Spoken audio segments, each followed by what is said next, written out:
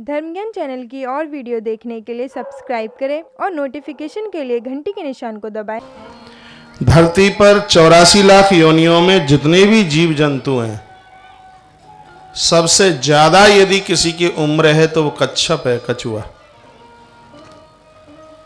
सबसे ज्यादा आयु है इसकी 1500 साल, 1500 वर्ष। 1500 वर्ष कच्छप जिंदा रहता है।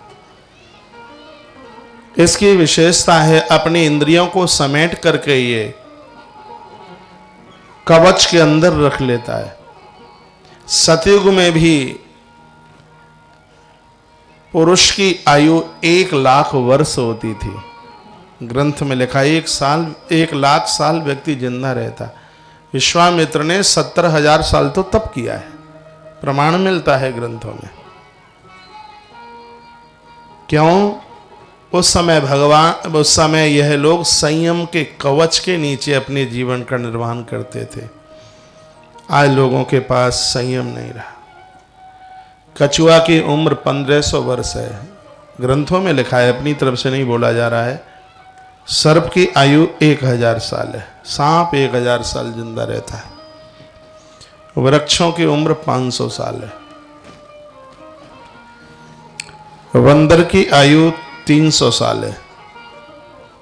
हाथी की उम्र 120 वर्ष है।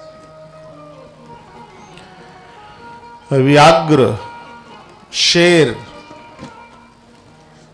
इनकी आयु 64 साल है। घोड़े की उम्र 32 वर्ष है। ऊंट की आयु 25 वर्ष है। खर, डोंकी, इसकी आयु भी 25 साल है। कौवे की उम्र 100 साल है। कागा 100 वर्ष। मृग की उम्र 25 साल है। बैल की उम्र 24 साल है। बकरी की आयु 16 साल है। श्वान की उम्र 12 वर्ष है। श्वान जानते हैं? कुकरा। बिच्छू की उम्र 8 वर्ष है। चींटी की उम्र 10 साल है। बिल्ली की उम्र 9 साल है।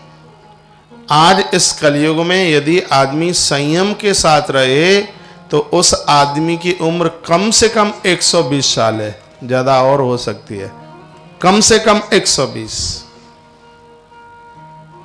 186 साल के महात्मा का तो मैंने 10 साल पहले दर्शन किया है। 186, 186 वर्ष, बद्रीनाथ। 2002 में 126 साल के महात्मा का मैंने दर्शन किया है, सुखताल में, श्री कल्याण देव जी महाराज का।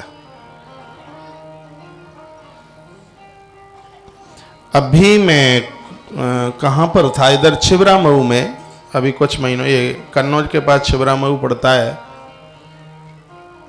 वहां पर 103 साल के महात्मा जी का दर्शन। आदमी संयम के साथ जीवन का निर्वहन करे तो उस दीर्घायु को वो प्राप्त होता है, लंबी आयु को प्राप्त होता है। तो कई दिनों से आप ये संयम की कथा सुन रहे हैं। दुर्लभो मानसो देहो देही नाम छड़भंगुरः। पहले तो मनुष्य शरीर मिलना मुश्किल है, और मिल गया है तो काल की घंटी कब बज जाए पता नहीं है।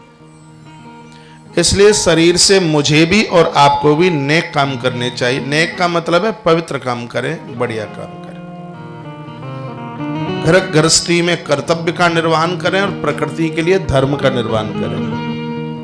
आप मेरी बात को समझ नहीं रहे हैं। परिवार के लिए कर्तव्य पूरा करो और प्रकृति के लिए धर्म पूरा करो। बेटों को पढ़ाना लिखाना, बड़ा करना, शादी विवाह करना, ये आप सबका कर्तव्य है। छोड़ दोगे तो आपको कायर घोषित कर दिया जाएगा। ये आप कर्तव्य पूरा कीजिए। मठ जाना, मंदिर जाना, कथाओं में जाना, तीर्थ यात्रा के लिए जाना, ये प्रकृति के लिए हम धर्म का निर्वहन करते हैं। व्यक्ति को धार्मिक होना ही चाहिए, व्यक्ति को पारमार्थिक होना ही चाहिए। रात्रि को जब आप बिस्तर पर पहुंचे तो एक बार अपने आप को यह अवश्य पूछें, अपने आप का हिसाब लें कि मैंने किसी का दिल तो नहीं दुखाया, किसी को परेशान तो नहीं किया, मैंने किसी को खोटे शब्द तो नहीं बोले। सोते समय आप दुकान का हिसाब लगा के ना सोइए, भगवत स्मरण करके सोएं। दुकान को दुकान के अंदर बंद करके आओ। कुछ लोग रात को सोते सोते बस वो हिसाब लगाते रहते, इतना दिया इतना लिया है। जिस समय आप भगवत नाम उच्चारण करके सो जाओगे, 8 घंटे की नींद में भी ईश्वर चरणों में आपकी भजन की उपस्थिति ही जाहिर हो जाएगी। जो लोग कहते हैं कि हमें नींद नहीं आती, धार्मिक किताब लेकर के आप बिस्तर पर पहुंच जाइए और आपको नींद आ जाएगी, आप सो जाएंगे। बहुत लोगों को तो सुंदरकांड पढ़ते पढ़ते नींद आ जाती है।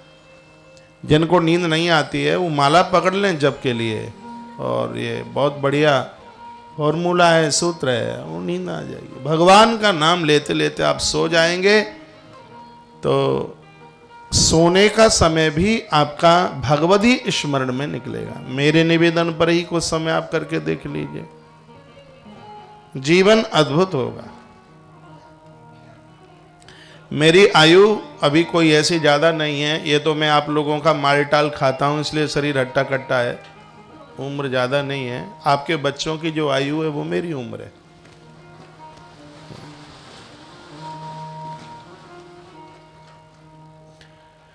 तो लगभग 14 साढ़े 14 साल की आयु से मैं इस लाइन में हूँ। बड़ी बात नहीं कर रहा हूँ। 7 साल की आयु में भगवत कृपा से आधी से ज़्यादा गीता याद थी। 5-6 साल की आयु में सुंदरकांड पूरा कंठस्थ था।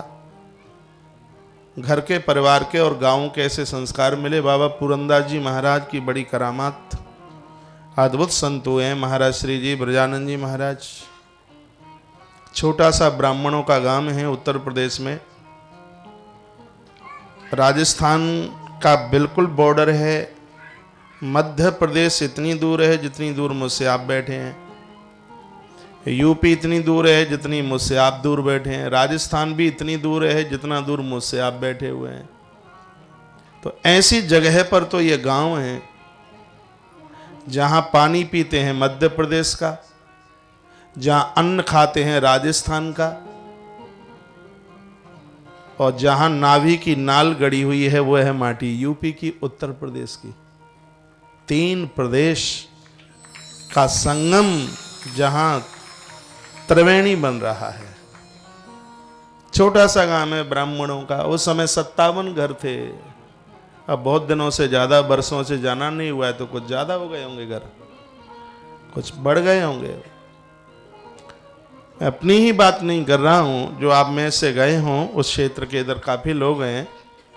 सूर्य अस्त हुआ नहीं कि दरवाजे पर, हर दरवाजे पर एक बूढ़ा आदमी माला लिए हुए बैठा हुआ। 10 से 15 साल के बच्चे को सैकड़ों चौपाइयां मानस की, रामायण की कंठस्थ ये बाबा पुरंदास जी महाराज की देन। बाबा ब्रजानंद जी महाराज कोदरिया में उन्होंने बहुत बड़ा आश्रम बनाया। बाबा पुरंदास जी महाराज श्री जी को, हनुमंत लाल जी को ऐसे बात होती थी, यह अतिशयोक्ति नहीं है, सत्य है, जैसे हम और आप बैठे। गांव में आज भी बजरंगबली श्री हनुमंत लाल जी महाराज का ऐसा दिव्य मंदिर है। 24 गांव क्षत्रियों के हैं, ठाकुरों के हैं आसपास। इतने बढ़िया क्षत्रिय हैं, इतने बढ़िया ठाकुर हैं जो गांव का बहुत आदर करते हैं। 3-4 गांव और आसपास ब्राह्मणों के, राजस्थान में गढ़ी ट्रावली है, समोना है, रणछोरपुरा है, और राजा खेड़ा के आसपास ये गांव है। यही है, तो भूल थोड़े ही जाएंगे। जननी जन्मभूमि सा स्वर्गादपि करी ऐसी। जन्मभूमि तो समाधि आदि स्वर्ग से बढ़ करके होती है। कभी उधर सड़क पर मेरा निकलना होता है तो गाड़ी में से मैं मत्था जरूर टेकता हूँ, वंदन करता हूँ, प्रणाम करता हूँ।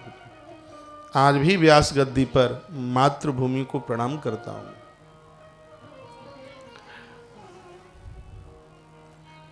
एक बार जयकारा लगाएं मेरे साथ, बोलिए बांके बिहारी लाल की जय, कृष्ण कन्हैया लाल की जय। जय जय श्री राधे, जय जय श्री राधे, जय जय श्री राधे श्याम। जो आपने जो अभी एक दोहा यहां पर बोला था, बाबा पुरंदास जी महाराज इस बात के ऊपर इतना जोर देते थे, बोलते थे कि चंबल की बालू में सरसों का तेल निकल सकता है। ये उनके शब्द थे। ये संभव है, लेकिन भगवान के बिना ये गांव के लोगों, मूर्खों, मेरी बात सुन लो, तुम्हारा उद्धार नहीं हो सकता। वो डांट डांट करके कहते थे। महापुरुषों की तो डांट भी बहुत बढ़िया लगती है। हम बहुत छोटे छोटे हुआ करते थे। हम बहुत छोटे हुआ करते थे, महाराज जी के पास जाया करते थे, बाबा पुरंदास जी के पास। कहते हैं बिना पढ़े सब कुछ याद हो जाए, बाबा कुछ कृपा कर दो, कब पढ़ना ना पड़े और सब कंठस्थ हो जाए। वो बोलते हैं कि बिना रोटी खाए भूख नहीं मिटती है। एक चौपाई बोला करते थे, मेरी आंखें भर आती हैं, मैं याद करता हूं। माता जानकी का, सीता माता का कोई नाम लेता, बाबा पुरंदास जी महाराज के सामने वो रो पड़ते थे। उनको ये दोनों चौपाइयां सिद्ध थीं। जैसे डोंगरे जी महाराज को गोपी गीत सिद्ध था, ऐसे उनको जनक सुता जग जनन जानकी, अतिशय प्रिय करुणा निधान की, ताके युग पद कमल मनावहूं, जाशु कृपा निर्मल मति पाव।